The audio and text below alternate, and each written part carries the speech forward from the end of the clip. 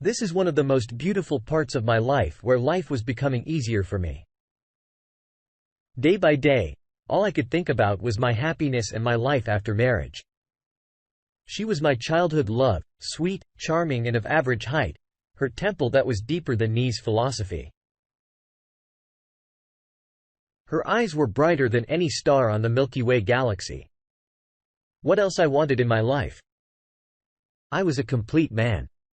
Yes, it's true that I was in the struggling phase of my life and she was earning more than me. But that didn't matter for both of us. She loved me from the core of her heart. This thought was enough for me to keep myself in my euphoria. I wasn't ready to demolish my comfort zone which I had created with all my emotional investment among my fellows. I was the one who got the most beautiful girl. My fellows were quite jealous of me. And I used to tell them the secret of love. I told them how they can pursue true loves in their life. They emphasized on the fact that all a man should have is money because it matters the most. But I always used to prove them wrong by telling them that the only currency one needs for a true love is emotions. I thought they are the cool creators of this plastic world who have no compassion, no love and no emotions at all.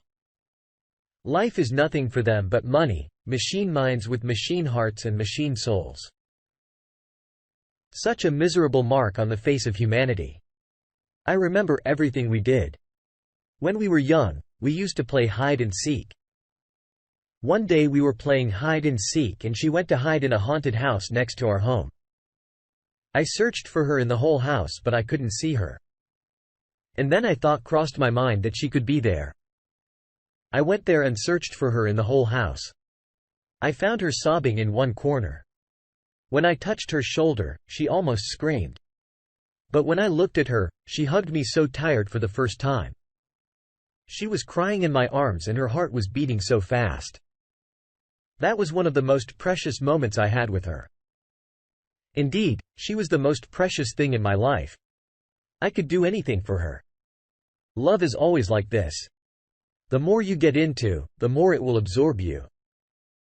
Her one smile was enough to make my day and Lord knows how many days of my life were made beautiful by the blessing of her charming smile. She used to look so beautiful whenever she wore yellow. I told her once that you are my sun and I'm the sunflower. My head is always turned towards you. She smiled and I could see the blush on her baby's cheeks. This passed like rabbits and we were now out of our teenage. Everyone knew about us and everyone was jealous of us. No one can have a love story like us. I used to brag about us in our friend circle. Life was like a rainbow sky for us, full of all colors. Our parents also knew that we love each other. So after completing our degrees, they planned our marriage. She completed her internship and started working at the same place our parents were planning our marriage. So I was quite excited about it. One day I went to her home and her mom told me that she didn't come back from her job. I was shocked to know that I was thinking in my mind that what's more important for her than our marriage. But then I realized that how dedicated she is for her work. So I went there. I searched for her in the office. She was not there. I asked from her colleagues and they said she left a while ago. I tried calling her again and again, but she didn't pick up after that. I tried calling her boss but he didn't pick up my call either. I knew that she and her boss are good friends and they occasionally hang out together. I decided to visit her boss's place because she could be there. When I parked my car there, I noticed that his bedroom's light was on. I was going to ring the bell, but the door was already open. I entered inside and I saw her phone laying on the sofa. I turned on the screen and saw my 70 missed calls.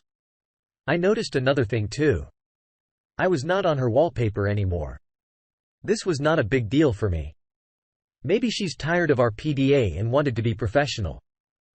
I didn't make mounted out of a hole. Now, it was confirmed that she was there in that house. I started sneaking around when I searched all the ground floor and I couldn't see her. It was confirmed that she must be there on upstairs. I went upstairs. I could hear her laughers. She and her boss were talking. I stepped near to their bedroom. My heartbeat was raised to the point where I could hear it. I heard he giggles and laughter. My mind was not able to understand the whole situation. I wasn't ready to accept that, but this whole situation is going. I don't know, I was not able to hear their exact words, but I could hear the echo after a few moments. I heard her moan. I couldn't resist it. And I opened the door abruptly. What I saw that minute. It can't come out of my mind ever. I saw her all up on his boss's body. They both were naked and it seems like they had great sex because she seemed quite tired. She was drunk too for a minute. She couldn't recognize me because her mind wasn't really ready to come out of that euphoria. But when she finally realized that his fiancée is standing before her, she couldn't resist the shock. She screamed, "Martin!" No, but this was too late for everything. I was zoned out. I ran back to my car and she kept screaming and crying. "Martin! No, he dragged me into all this. I'm not the one to be blamed for this. I'm not the one to be blamed for this. Martin! We were never close to each other sexually. You never pleased me in that manner. You can't throw all the garbage on me like this. I can't be the bad guy in that story. I didn't cheat on you." I could hear her screaming and crying from the stairs. I looked back, but now I had nothing to lose in my life. So I kept going like a warrior who just lost his battle. I wanted to die. I locked my car and sat inside it. I didn't know where to drive. I looked for cigarettes in the dashboard and I found a pack. I removed this wrapper, took one out of the disc cigarettes, let it put the burner in my car and they just started smoking it. You lost your fucking bat and margin. I was regretting my fate. And in a meanwhile, she came out from her boss's house and ran towards my car. I saw her coming and I started worse my car in order to get away from her. But a voice inside me asked to stop. So I stopped my car. I unlocked the door for her and she sat in my car next to me. She was continuously sobbing. Her face was covered with tears. She knew what exactly she did. I didn't say a word. Then after a while she said, "Martin." I looked at her and then she continued, "Martin. I know I can't justify my mistake in any way. Now I should be given. You can punish me in any way you want. You can treat me as your slave or you can do the same to me. I know I don't deserve a loyal man like you. You deserve a much more better person than me. After these years of waiting, I gave you nothing but disappointment. Now tomorrow is our wedding and you caught me right-handed on the bed of that filthy man. I really don't know what to do or what to tell you in a position like this because I have nothing in my hands." Now I replied, "The wounds you inflicted my soul would never be healed. Even if you'll keep putting the balm of love in it for your whole life. My soul is shattered and right now, I don't know who I am. Our marriage will take place in a normal way and no one will get to know what you did. This will remain between us and no one will discuss this topic ever again.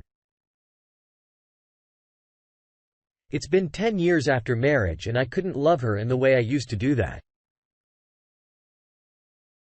One incident is still struck in my mind. My children will never know why I act so cold, but their mom will always keep